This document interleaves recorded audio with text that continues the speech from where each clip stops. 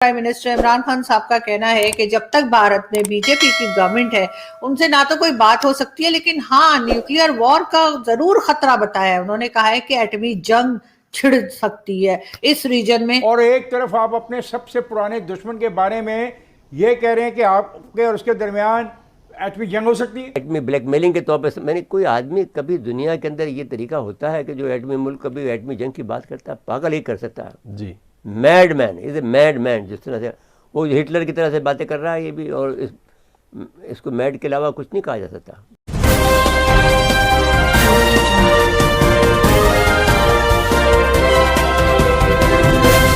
आज तक पाकिस्तान के किसी प्राइम मिनिस्टर ने या किसी प्रेसिडेंट ने इंटरव्यू में ये धमकी नहीं दी थी कि वहाँ पे एक ख़ास सोच फिक्र रखने वाली जमात की हुकूमत है, बीजेपी का जो हवाला है, नाम लेके कहा, नाम लेके। और ये हमें सोचना पड़ेगा कि बीजेपी का नाम क्यों लिया गया। क्या इसलिए लिया गया कि वो हिंदुत्व की वजह से लिया गया? ठीक है ना, नहीं आपकी बात ठीक है। और दूसरी बात है कि this is a very serious thing from the prime minister of Pakistan. मुझे नहीं पता प्राइम मिनिस्टर के जो एडवाइजर्स हैं वो किस किस्म के एडवाइजर्स उनको देते हैं और इसका क्या मतलब है। कल आप OIC की कॉन्फ्रेंस कर रहे हैं, अब दुनिया को पैगाम दे रहे हैं कि पाकिस्तान में आके सरमायाकारी करो, और एक तरफ आप अपने सबसे पुराने दुश्मन के बारे में ये कह रहे हैं कि आपके और उसके दरमियान एटमी जंग हो सकती है। I would like you to give me your point of view, because this is a serious matter. एटमी जंग means 1.5 अरब के इलाके के अंदर एक ऐसी वॉर जिसमें 40-50 करोड़ तो पहले हल्ले में चले जाएंगे। देखिए, गुजारिश है इस हवाले से दो बातें की जा सकती हैं। पहली बात तो ये है कि हिंदुस्तान में बीजेपी की इस हुकूमत से पहले जितनी भी हुकूमतें आई, ना किसी ने आर्टिकल 370 को रिवोक करने की बात की, ना किसी ने 35A को रिवोक करने की बात की। ये बीजेपी जो हिंदुत्व के हवाले से और RSS के हवाले से मशहूर ज़माना है, जिसके आज के प्राइम मिनिस्टर जो डार्लिंग बने हुए हैं वेस्ट की पूरी की, उनके ऊपर बैन था कि वीज़ा नहीं मिलता था उनको अमेरिका का। आज उसकी हुकूमत के बीच मुसलमानों के साथ जो कुछ हो रहा है, कश्मीर छोड़ दीजिए, आप हिंदुस्तान के अंदर का नक्शा देखिए क्या है वहाँ पर, जिसको कहते हैं नस्ल कुशी।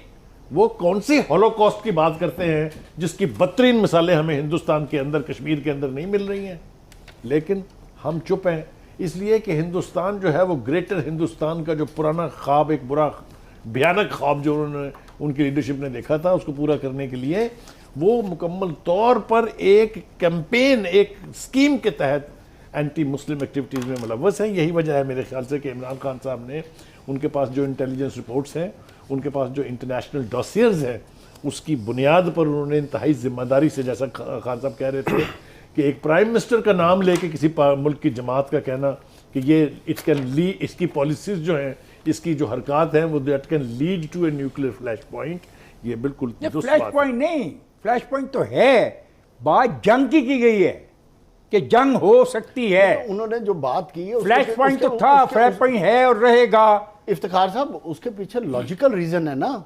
जब एक मुल्क जिस तरह बुखारी साहब ने मुसलमानों की जो हालात हैं और जिस तरह का फनेटिक इंसान उस वक्त रूल कर रहा है, बुखारी साहब से लेकिन जब 80 लाख लोगों बुखारी साहब से इत्तेफाक करते हुए एक बात कह रहा हूं कि ये फ्लैश पॉइंट नहीं रहा, अब वो बात फ्लैश पॉइंट से एक स्टेप आगे चली गई है। यानी भी चाहिए दुनिया को ये बात रियलाइज कर लेनी चाहिए।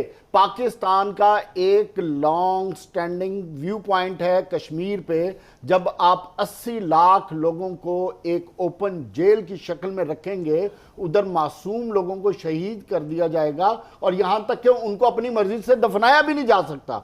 इस हद तक लाशें छीन लेते हैं, लाशें लीडरों की, आम आदमी की बच्चों को, औरतों के साथ ये हाल करेंगे। और जब आपने तो खुद कहा है कि वो हमारा 1947 से दुश्मन है, जो हमारे हर वक्त इर्द गिर्द, चाहे अफगानिस्तान का मामला हो, चाहे पाकिस्तान में टेररिज्म हो, हर चीज के पीछे आपको इंडिया नजर आएगा। जब ये तमाम मामलात होंगे ना, तो जब दो न्यूक्लियर पावर्स कन्फ्रंट्रेशन की तरफ जाएंगी तो इवेंचुअली दोनों में से कोई भी पीछे हटने वाला नहीं है। तो दुनिया को यह बात रियलाइज करनी चाहिए कि इन मामलात को समेटना चाहिए, वरना यह पूरा खित्ता इसकी लपेट में आएगा। ये है कि Hindustan is being run by a gentleman who was known as butcher of Gujarat. Is that right? 2006। ठीक है, اس کے بعد وہ بنگلہ دیش جاتا ہے, جا کے نعرہ مارتا ہے کہ جی ہم نے مدد کی تھی پاکستان کو توڑنے میں پہلی دفعہ انٹرنیشنل لیول پہ. ایک ایسا رتھلیس آدمی جب اس ملک کو گورن کر رہا ہے, اینی تھنگ کین ہیپن. دیکھیے 18 سال یہ ایڈ کر لیں بات, 18 سال جس حکومت نے, جس ہمسائے نے افغانستان میں بیٹھ کے مجھے ایک بات اپنے اور- کونسلیٹ کھول کر پاکستان کے خلاف کیا کچھ نہیں کیا. آپ کی بات میں اس لیے وزن ہے کہ چونکہ افغانستان سے ہندوستان کی چھٹی ہو گئی ہے, یس مکمل طور پر it has been thrown out of Afghanistan. یہ بہت بڑا گرج اور گراؤز ہے ہندوستان کا. اب وہ بھی اب بھی ایکسپلائٹ کر رہے ہیں. یہ جو اب ہم آئیں گے اس کے اوپر یہ دھماکے ہو رہے ہیں, چونکہ او آئی سی کی کانفرنس یہاں ہو رہی ہے, لہذا اس کے پیٹ میں بہت مروڑ ہیں, ان کے جو یہاں سلیپنگ سیلز ہیں ان کو وہ ری ایکٹیویٹ کر کے ایک صورتحال لیکن کریٹ ہمیں کرنا اس پہ چاہتے ہیں. رائڈ نہیں کرنا چاہیے. یاد رکھیں, India has done a lot for Afghanistan. It has literally rebuilt the capital of Yes, Kabul. they have done it for Now- their own purposes. So you really think they will leave them use there? that land No. against Pakistan? No, sir. They will I not leave object. them. For- No, for not Taliban, for the Afghan Indian, people. for Taliban, India is not welcome. Yes. دیکھیں, یہ تو ہم کہہ رہے ہیں نا, but they have other ideas. So آپ اس eventuality کو بھی مد نظر ہاں, رکھیں. اگر ہم نے رول پلے کیا وہی گندا جو ہماری پریویس لیڈرشپس کرتی رہی ہیں, اور امریکہ کی پروکسی وار کے طور پر ہم نے پھر دوبارہ ہندوستان کو وہاں آنے دیا, تو ہمارے پرائم منسٹر عمران خان صاحب کا کہنا ہے کہ جب تک بھارت میں بی جے پی کی گورنمنٹ ہے ان سے نہ تو کوئی بات ہو سکتی ہے, لیکن ہاں نیوکلیئر وار کا ضرور خطرہ بتایا ہے. انہوں نے کہا ہے کہ ایٹمی جنگ چھڑ سکتی ہے اس ریجن میں, کیونکہ بی جے پی کی گورنمنٹ ہے بھارت میں, اور بی جے پی کی گورنمنٹ کے ہوتے ہوئے یہ بہت زیادہ پاسبل ہے کہ اس ریجن میں یعنی ہندوستان پاکستان کے بیچ میں کوئی نیوکلیئر وار ہو جائے. مطلب یہ کہ وہ جو ہم نے ایک ایٹم بم بنایا تھا, جس کے لیے بھٹو صاحب نے کہا تھا کہ ہم گھاس کھائیں گے لیکن ایٹم بم بنائیں گے, تو وہ میرا خیال ہے کہ اب وہ ہمیں چلانے ولانے کا بڑا من کر رہا ہے, اور ہم چاہ رہے ہیں کہ ذرا چلا کے دیکھیں, پتہ نہیں چلتا بھی ہے کہ نہیں, کیونکہ اتنے دن سے رکھا ہوا زنگ منگ نہ لگ گیا. تو خان صاحب نے سوچا ہوگا کہ چلو ایک بار یہ بھی اسٹیٹمنٹ دے دیتا ہوں کہ ذرا جسے کہنا ہے نا سب کانپنے لگیں گے بھارت کے اندر. اور لیکن سمجھ نہیں آتی کہ کس قسم کے لوگ ہیں, کس قسم کی اسٹیٹمنٹس دیتے